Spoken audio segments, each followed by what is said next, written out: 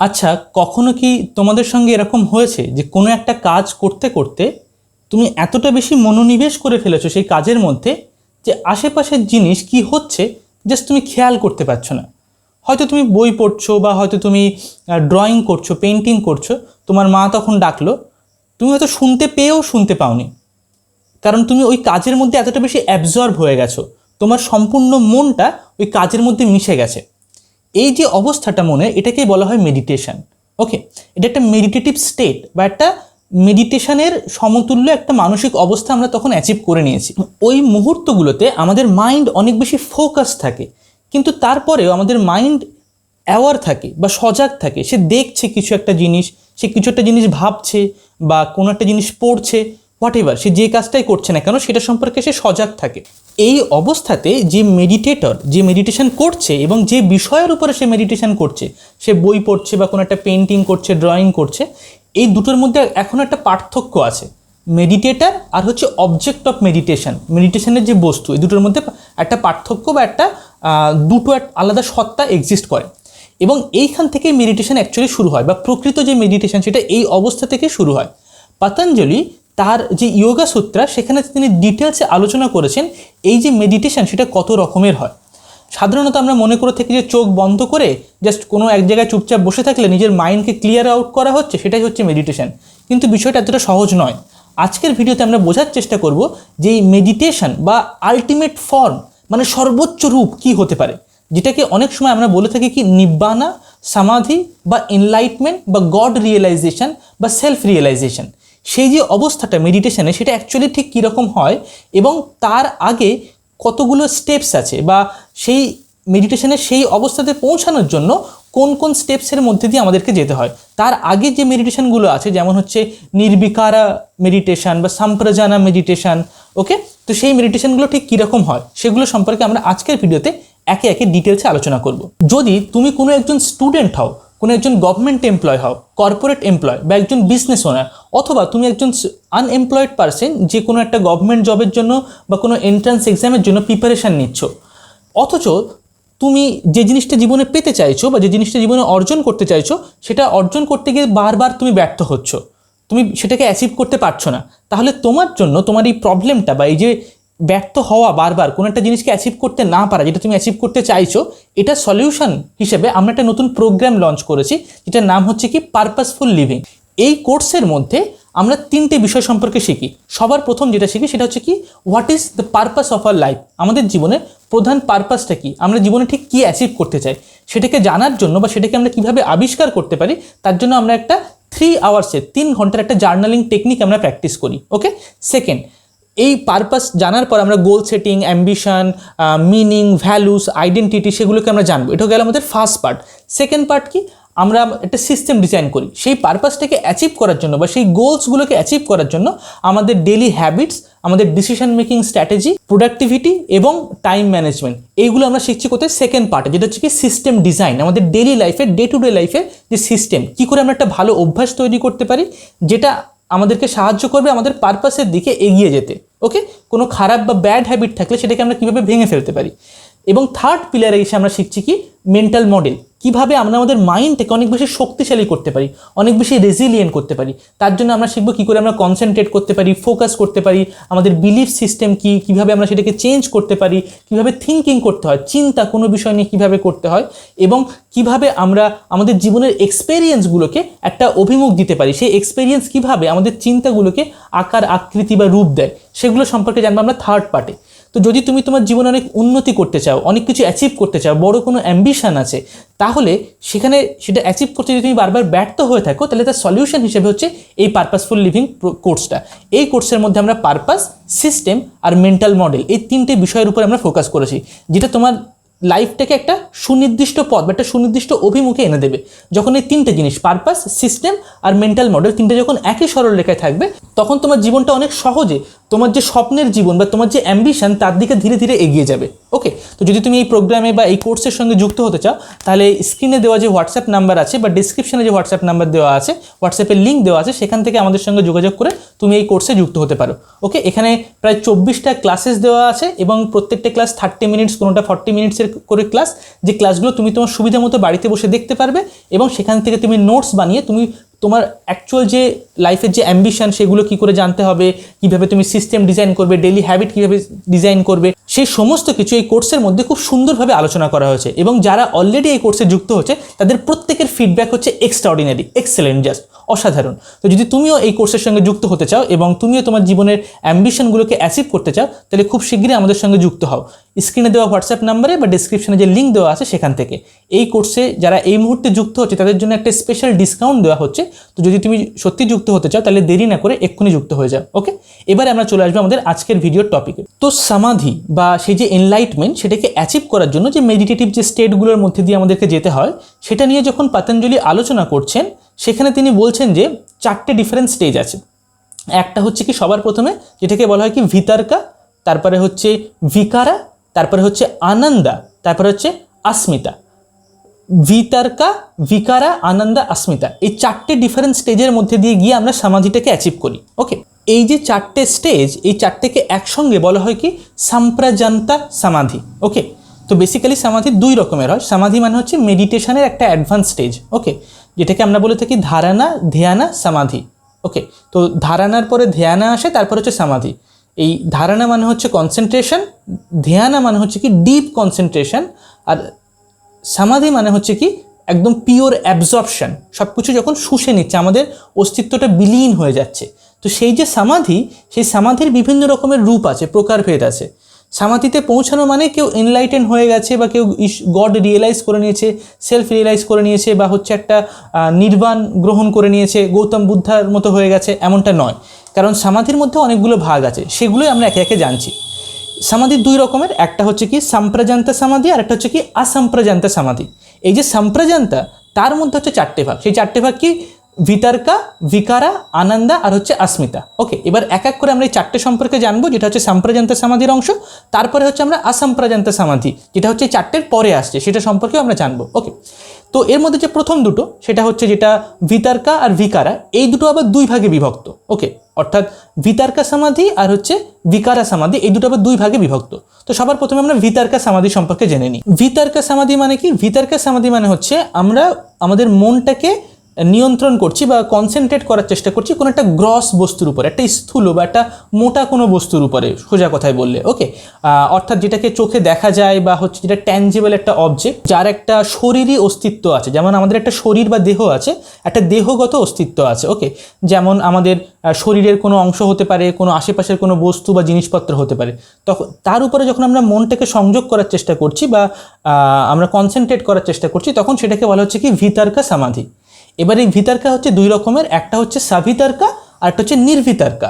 সাভিতর্কা সমাধি, নির্ভিতর্কা সমাধি। এই সাভিতর্কা সমাধি মানে কি? মানে যখন আমরা মনটাকে কনসেন্ট্রেট করার চেষ্টা করছি কোনো একটা বস্তুর উপরে, তখন সেই কনসেন্ট্রেট করার সময় আমাদের মনে কোনো চিন্তা আসতে পারে সেই বস্তু সম্পর্কে, তার আকার আকৃতি, তার রূপ সম্পর্কে, বা সেই বস্তুটার নাম কি সেটা আমাদের মনে থাকতে পারে, তার কারণ কি, বিভিন্ন রকমের তার সম্পর্কে যুক্তি, তার সেই বস্তুটার ইতিহাস কি বা সেটার দ্বারা কি হতে পারে, এই রকম ধরনের বিভিন্ন চিন্তা, বিভিন্ন রকমের কারণ, যুক্তি, তার নাম, বিশেষ করে তার আকার আকৃতি, সেগুলো আমাদের তখনও পর্যন্ত মনে পড়তে পারে।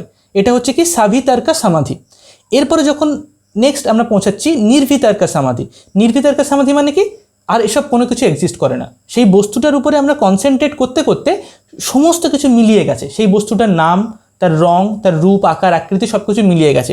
শুধুমাত্র সেই বস্তুটারই অস্তিত্ব আছে আমাদের চেতনাতে, আর কোনো কিছু, তার নামটাও আমরা ভুলে গেছি, তার কোনো নাম দিইনি আমরা, তার কারণ কি, যুক্তি কি, সেটা কি দিয়ে তৈরি, সেগুলো আমরা কিছু ভাবছি না। ওকে, জাস্ট শুধুমাত্র সেই বস্তুটার এক্সিস্ট করছে। এটা হচ্ছে কি নির্ভিতর্কা সমাধি। এই নির্ভিতর্কা সমাধিতে এসে যে মেডিটেটর, সে বেসিক্যালি নিজের মাইন্ডটাকে নিয়ন্ত্রণ করে নেয় বা মাস্টার করে নেয় গ্রস অবজেক্ট বা স্থূল যে বস্তু, ঠিক আছে, তার উপরে নিজের মনটাকে মাস্টার করে নেয়, তার উপরে নিজের মনের যে কনসেন্ট্রেশন সেটাকে পুরোপুরি সে ধরে রাখতে শিখে ফেলে। এরপরে দ্বিতীয় যে মেডিটেশন আর কি, সেটা হচ্ছে ভিতর্কার পরে হচ্ছে ভিকারা সমাধি। এই ভিকারা সমাধি মানে কি? ভিকারা সমাধি মানে হচ্ছে কি সাটেল অবজেক্টের উপরে মেডিটেশন করা, অর্থাৎ কোনো একটা সূক্ষ্ম বস্তুর উপরে মেডিটেশন করা। এই সূক্ষ্ম বস্তু মানে কি? সূক্ষ্ম বস্তু মানে হচ্ছে এতক্ষণ ধরে যে মেডিটেটর সে বাইরের জগতে যা কিছু আমরা দেখতে পাই, বিভিন্ন যে বস্তু আছে সেগুলোর উপরে সব মেডিটেশন প্র্যাকটিস করছিল। ওকে, নাও এটা করতে করতে বাইরের যে দৃশ্যমান ইউনিভার্স তার নিচে একটা সূক্ষ্ম জগৎ আছে, সেই সূক্ষ্ম জগতের উপরে এখন মেডিটেটর মেডিটেশন করতে শুরু করে দিয়েছে। যখন সেই সূক্ষ্ম জগৎ, সেই দৃশ্যগত যা কিছু চোখে দেখা যাচ্ছে, যার আকার আকৃতি রূপ আছে, তার থেকে আরো সূক্ষ্ম স্তরে যখনই পৌঁছে যাচ্ছে তখন সেটাকে বলা হচ্ছে কি ভিকারা সমাধি। এই সূক্ষ্ম স্তর মানে কি বা সূক্ষ্ম ইউনিভার্স মানে কি, এটার জন্য আমাদেরকে বুঝতে হবে কি তান্মাত্রাসা কি হয়। তান্মাত্রাসা মানে হচ্ছে সাটেল এসেন্স, অর্থাৎ খুব সূক্ষ্ম একটা এসেন্স বা একটা নির্যাস। ওকে, এই তান্মাত্রাস মানে হচ্ছে কি 5টা তান্মাত্রাসা আছে। একটা হচ্ছে কি শব্দ, একটা হচ্ছে কি স্পর্শ, একটা হচ্ছে কি গন্ধ, একটা হচ্ছে রূপ, আর একটা হলো স্বাদ। অর্থাৎ 5টা ইন্দ্রিয়ের সঙ্গে যেগুলো আর কি সংযোগ হয়ে আছে। শব্দ কানে আমরা শুনতে পাই, রূপ যেটা আমরা চোখে দেখতে পাই, গন্ধ যেটা আমরা নাকে স্মেল নিতে পারি, আর হচ্ছে টেস্ট যেটা হচ্ছে আমরা জিভে আর কি যে টেস্ট পাই। ওকে, আর হচ্ছে স্পর্শ মানে আমরা ত্বকের মাধ্যমে বিভিন্ন জিনিসকে যে স্পর্শ করতে পারি। এই যে তান্মাত্রাসা মানে হচ্ছে কি এই 5টা যে এলিমেন্ট, শব্দ, স্পর্শ, রূপ, গন্ধ আর হচ্ছে স্বাদ। ওকে, এই 5টা জিনিস হচ্ছে কি এই যে ফিজিক্যাল যে ইউনিভার্স, বাইরের যে দৃশ্যমান যে জগৎ, পুরো যে ইউনিভার্স, তার নিচে হচ্ছে এই 5টা জিনিস লুকিয়ে আছে। এগুলোকে বলা হয় 5 তান্মাত্রাসা। এই তান্মাত্রাসাগুলো থেকে অ্যাকচুয়াল যে ইউনিভার্সটা আমরা দেখতে পাচ্ছি চোখে, সেই ইউনিভার্সের সৃষ্টি হয়েছে বা উৎপত্তি হয়েছে। ওকে, বাইরের অ্যাকচুয়াল জগতের কোনো অস্তিত্ব নেই। আমাদের চেতনার জন্য এই জগৎটার অস্তিত্ব আছে। চেতনা যখন ইভলভ হয়ে যাবে তখন আর জগৎ থাকবে না। তো এই পুরো ইউনিভার্সটা অ্যাকচুয়ালি আমাদের বাইরে নেই, বরং আমাদের ভিতরে আছে। কিন্তু এই ইউনিভার্স আমাদের ভিতরে এক্সিস্ট করে কি করে, তার যে সূক্ষ্ম স্তর যেটা এই তান্মাত্রাসা, সেখানে হচ্ছে আমাদেরকে মেডিটেশন প্র্যাকটিস করতে হবে। এতক্ষণ ধরে আমরা প্র্যাকটিস করছিলাম কি বাইরের ইউনিভার্সের কোনো একটা বস্তুর উপরে, যার আকার আকৃতি রূপ ইত্যাদি আছে। এবার হচ্ছে আমরা সেখান থেকে কি এই সূক্ষ্ম বা সাটেল এসেন্স যেটা তান্মাত্রাসা, তার উপরে আমরা মেডিটেশন প্র্যাকটিস করছি। এই যে মেডিটেশন, এটাকে বলা হচ্ছে কি ভিকারা সমাধি। এই যে ভিকারা সমাধি, এর মধ্যে আমরা 3টে জিনিস জানছি। একটা হচ্ছে সাভিচারা, একটা হচ্ছে নির্বিচারা, আর একটা হচ্ছে কি অব্যক্তা। ওকে, নাও সাভিচারা সমাধি মানে কি? সাভিচারা মানে হচ্ছে যখন আমরা সূক্ষ্ম বস্তু যে তান্মাত্রাসগুলো আছে তার মধ্যে কোনো একটার উপরে আমরা মেডিটেশন প্র্যাকটিস করছি, সেখানে আমরা কনসেন্ট্রেট করার চেষ্টা করছি, মনঃসংযোগ করার চেষ্টা করছি শুধু স্পর্শ অনুভূতির উপরে। কোনো একটা এই বস্তুটাকে স্পর্শ করলে কেমন অনুভূতি হয়, সেখানে বস্তুটাও নেই আর হচ্ছে আমিও নেই, শুধু স্পর্শ অনুভূতিটার উপরে আমি হচ্ছে মানে মেডিটেট করার চেষ্টা করছি। এটা খুব সূক্ষ্ম একটা বিষয়। নাও এই মেডিটেশন করতে করতে সেই সময় যেটা হচ্ছে সাভিচারা সমাধি, তখন হচ্ছে কি আমাদের মনে তখন একটা কন্টেম্পলেশন, কোনো একটা চিন্তা, কারণ, যুক্তি বা কোনো একটা স্মৃতি, এগুলো মাঝে মাঝে বেশ আমাদের একটু একটু মনে পড়তে থাকে, কিন্তু আমরা মনটাকে সেখানে ফোকাস করতে পারছি তান্মাত্রাসের উপরে। সেটা স্পর্শ হতে পারে বা রূপ হতে পারে কোনো জিনিসের। ওকে, নাও সেই যে আমরা ফোকাস করতে পারছি কিন্তু স্টিল কন্টেম্পলেশন চলছে, কোনো চিন্তা, অনুভূতি, স্মৃতি এগুলো আসছে, সেটাকে বলা হচ্ছে কি সাভিচারা সমাধি তখন। ওকে, এই মেডিটেশনটা যখন আরও সূক্ষ্ম হতে থাকবে তখন হচ্ছে সাভিচারা সমাধি থেকে আমরা চলে আসবো কোথায়, নির্বিচারা সমাধি। অর্থাৎ ওই যে তান্মাত্রাসা, তার উপরে মেডিটেশন করতে করতে আমাদের মন এতটাই কনসেন্ট্রেটেড হয়ে যাবে যে এই যে কন্টেম্পলেশনটা চলছিল, কোনো একটা চিন্তা, স্মৃতি বা কোনো একটা কারণ, যুক্তি, সেগুলো আর থাকবে না, সেগুলো সম্পূর্ণ মানে নিঃশেষ হয়ে যাবে, সেগুলো সম্পূর্ণ মিলিয়ে যাবে। শুধুমাত্র ওই তান্মাত্রাসের উপরেই, ওই সাটেল যে এসেন্স, শুধুমাত্র ওইটুকুর উপরেই আমরা কনসেন্ট্রেট করতে পারবো। এবং এই যে নির্বিচারা সমাধি, এটাকে প্র্যাকটিস করতে করতে আমাদের মন অনেক সূক্ষ্ম হয়ে যায়।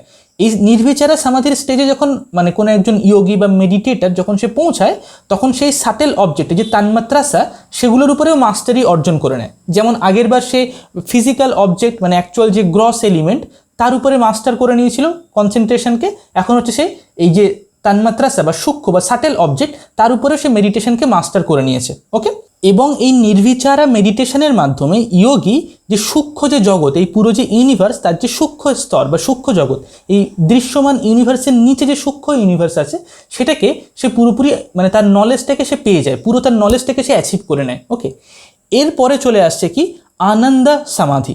ওকে, এই আনন্দ সমাধি মানে কি? আনন্দ সমাধি মানে হচ্ছে এই যে তান্মাত্রাসের উপরে আমরা মেডিটেশন প্র্যাকটিস করছিলাম, সেটা করতে করতে করতে করতে সেখানে ওই যে তান্মাত্রাসা মানে একটা জিনিস এক্সিস্ট করে যার উপরে আমরা মেডিটেশন প্র্যাকটিস করছি, যেমন আগে একটা গ্রস, একটা কোনো বস্তু, একটা মোমবাতির আলো জ্বলছে, আগুন জ্বলছে, তার উপরে আমি মেডিটেশন প্র্যাকটিস করছি। এটা হচ্ছে প্রথম ছিল গ্রস বস্তু। তারপর সাটেল তান্মাত্রাসা, যেখানে হচ্ছে শুধুমাত্র রূপ বা হচ্ছে তার যে স্পর্শ অনুভূতি তার উপরে, কিন্তু সেখানেও মনটাকে আমি কনসেন্ট্রেট করছিলাম কোনো একটা বস্তুর উপরে, কোনো একটা মানে সূক্ষ্ম বস্তুর উপরে, তান্মাত্রাসের উপরে, সেটা ইউনিভার্সের বা নেচারের পার্ট।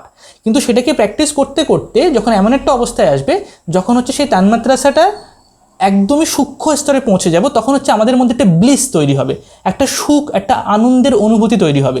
সেই যে ব্লিসফুল স্টেট, সেই যে সুখের যে অনুভূতি, সেই অনুভূতিটা কোনো ইন্দ্রিয়ের উপরে নির্ভরশীল নয়। সেটা বাইরের জগৎ থেকে সেই সুখ অনুভূতিটা আসছে না, কোনো আমরা গ্র্যাটিফিকেশন থেকে আসছে না, কোনো যৌন অনুভূতি হোক না কেন, বা কোনো খাবার খাওয়া হোক না কেন, বা হচ্ছে অন্য কোনো অ্যাক্টিভিটিস করা হোক না কেন, ঠিক আছে, গান শোনা, সিনেমা দেখা এটসেট্রা, তার থেকে আসছে না, বরং হচ্ছে আমাদের ভিতর থেকে আসে। এটা ব্লিসফুল স্টেট। ওকে, তো এটাকে বলা হচ্ছে যে ব্লিসফুল স্টেট, সেটাকে বলা হচ্ছে কি আনন্দ সমাধি। এইখানেই আমাদের আনন্দ বা হচ্ছে অ্যাকচুয়ালি ব্লিসফুল স্টেটের যে অনুভূতিটা সেটা শুরু হয়েছে। কিন্তু অনেকেই এইটাকে কনফিউজ করে ফেলে, যেটা হচ্ছে লিবারেশন, বা আমি গড রিয়েলাইজ করে নিচ্ছি, প্রকৃত আনন্দ আমি পেয়ে গেছি। কিন্তু না, এই যে ব্লিসফুল স্টেটটা, এটা স্টিল এই যে ইউনিভার্স বা এই যে জগৎ, তার মধ্যে বা যে প্রকৃতি, যে নেচার, তারই একটা অংশ, কিন্তু তার অনেক অনেক নিচের স্তরে, অনেক অনেক গভীর স্তরে আছে, কিন্তু এটা এখনো মানে সেই প্রকৃতিরই একটা অংশ। এটাকে বলা হচ্ছে কি আনন্দ সমাধি। ওকে, এখন আমরা অব্যক্তা অর্থাৎ দ্য আনম্যানিফেস্টেড, যেটা এখনো আবির্ভাব হয়নি, দ্য আনম্যানিফেস্টেড বা হচ্ছে যেটা হচ্ছে এখনো প্রকাশিত হয়নি, অপ্রকাশিত যেটা, সেটাকে আমরা এখনো অ্যাচিভ করতে পারিনি। ওকে, সেইখানে আমরা যখন অ্যাচিভ করতে পারবো তখনই হচ্ছে আমরা প্রকৃত লিবারেটেড হব, বা হচ্ছে এনলাইটেন বা নিব্বানা যেটাকে বলে, বা গড রিয়েলাইজেশন, সেটাকে আমরা অ্যাচিভ করতে পারবো। ওকে, তো এই যে 3 নম্বর পর্যন্ত আমরা জানলাম আনন্দ সমাধি। এরপরে যেটা 4 নম্বর, সেটাকে বলা হচ্ছে কি अस्मिता সমাধি। এই अस्मिता সমাধি মানে হচ্ছে কি আই এম নেস, মানে আমি আছি বা আমার অস্তিত্ব আছে, আই অ্যাম। ওকে, তার যে অনুভূতিটা সেটাকে অ্যাচিভ করা, তার যে মানে অভিজ্ঞতাটা বা এক্সপিরিয়েন্সটা সেটাকে অ্যাচিভ করা, সেটাকে বলা হচ্ছে কি अस्मिता সমাধি। এর আগে পর্যন্ত আমরা কি করছিলাম, যে আমরা আমাদের মনটাকে মনঃসংযোগ করছিলাম সেই কোনো একটা সাটেল বস্তুর উপরে, তান্মাত্রাসের উপরে। ওকে, কিন্তু সেখানে একটা বস্তু ছিল, সেই বস্তুটা মিলিয়ে যাওয়ার পরে একটা আনন্দ বা একটা ব্লিস ছিল, একটা সুখ অনুভূতি ছিল। কিন্তু এখন কি মানে কোনো অনুভূতি, সুখ বা ব্লিস এরকম কোনো জিনিস নয়, বা হচ্ছে কোনো একটা বস্তু বা সাটেল বস্তু নয়, বা কোনো গ্রস বস্তুও নয়, বরং আমি আছি, আমার অস্তিত্ব আছে। জাস্ট সেই আমি, আমার কি এক্সপেরিয়েন্স হচ্ছে বা সেই ব্লিসফুল স্টেট, সেটা ইম্পর্টেন্ট নয়, আমার অস্তিত্ব আছে, আই অ্যাম, আমি আছি, আমি এক্সিস্ট করি। শুধুমাত্র এটার উপরেই হচ্ছে মানে এইটুকুই হচ্ছে মেডিটেশনের বিষয়বস্তু, আর কোনো কিছুই নেই। ওকে, এই যে আই অ্যাম নেস, ওকে, বা আমি আছি, এখানে আইটা কিন্তু কোনো ইগো সেলফ নয়।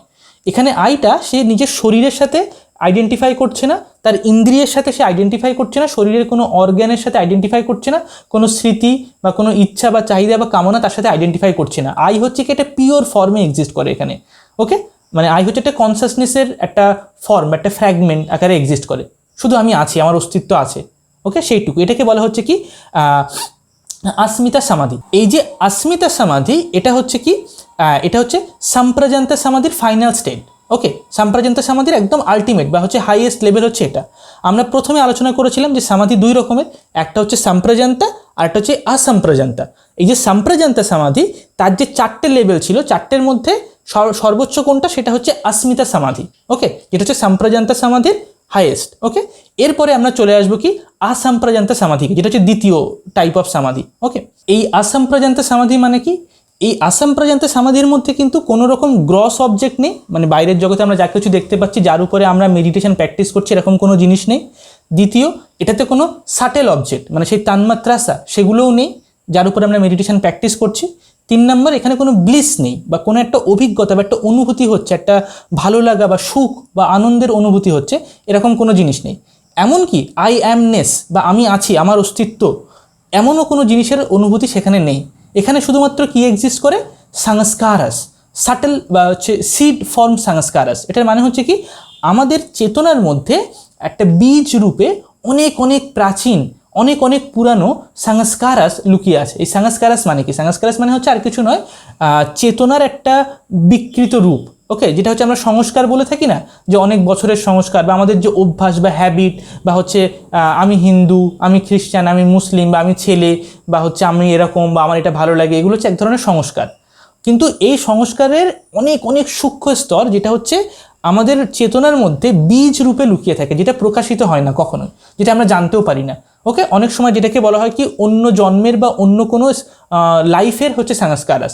যেমন অনেক শিশু ছোটবেলায় জন্মের কয়েক বছর পরে সেটা বুঝতে পারে যে সাপ বা একটা স্নেক দেখা মানে কি এটা ভয়ের বিষয়, তাকে কেউ সেটা শেখায়নি, কিন্তু সে আগে থেকেই জানে। একটু বড় হয়ে যাওয়ার পরেও কিছু কিছু শিশু এটা বুঝে যায় যে আগুনে হাত দিলে গরম লাগবে, তাকে এটা শেখাতে হয় না, সে এমনি এমনি জেনে ফেলে অনেক সময়। তো এইগুলো কি, এগুলো হচ্ছে সংস্কারাস, যেগুলো হচ্ছে অনেক অনেক প্রাচীন সংস্কারাস। তো সেগুলো সিড বা হচ্ছে বীজ রূপে আমাদের চেতনার মধ্যে লুকিয়ে থাকে।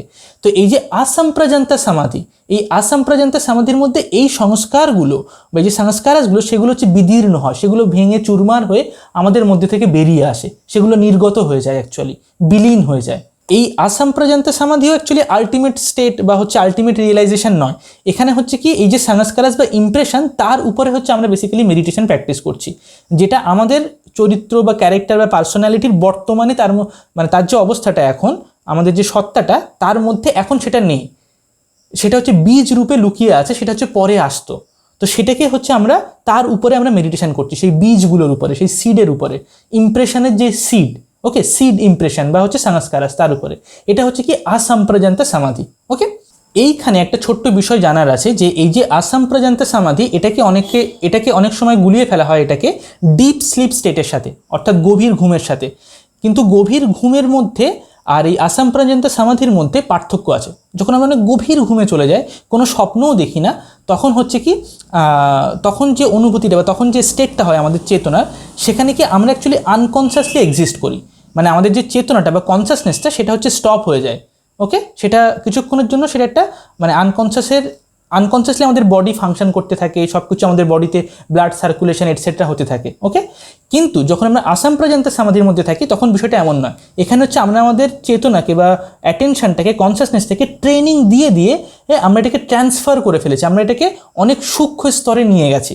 আমরা সজাগভাবেই সেটাকে অভিজ্ঞতা করছি, নাকি আমরা অচেতন হয়ে আছি ঘুমের মধ্যে। ওকে, দুটোকে অনেক সময় তুলনা করা হয় বা অনেক সময় কনফিউজ করে ফেলা হয়, কিন্তু দুটো অনেক আলাদা। অনেক সময় আসাম্প্রাজান্তা সমাধির অভিজ্ঞতাটা কেমন সেটা বোঝানোর জন্য ডিপ স্লিপ বা গভীর ঘুমের কথা বলা হয়, কিন্তু আসাম্প্রাজান্তা সমাধির অভিজ্ঞতাটা গভীর ঘুমের মতো একদমই নয়, এর থেকে সম্পূর্ণ আলাদা। ওকে, কারণ গভীর ঘুমের মধ্যে আমরা কি অচেতন হয়ে থাকি, আমরা নিষাড় হয়ে থাকি, বেসিক্যালি সজাগ থাকি না। ওকে, আমরা অবচেতন অবস্থায় থাকি, কিন্তু আসাম্প্রাজান্তা সমাধির মধ্যে আমরা সজাগ থাকি, আমরা অ্যাওয়ারনেসের সঙ্গে আমরা সেই স্টেটটাকে অ্যাচিভ করেছি, কনসেন্ট্রেশনটা বা চেতনাটাকে সেখানে আমরা নিয়ে গেছি, বেসিক্যালি ধরে ধরে ট্রেনিং দিয়ে দিয়ে সেটাকে। ওকে, তো আমরা যেন দুটোকে কখনো যেন গুলিয়ে না ফেলি। এই যে আসাম্প্রাজান্তা সমাধি, এটা কিন্তু লিবারেশন নয়, মানে এটা কিন্তু হচ্ছে গড রিয়েলাইজেশন নয়, এটা আমাদেরকে মাথায় রাখতে হবে।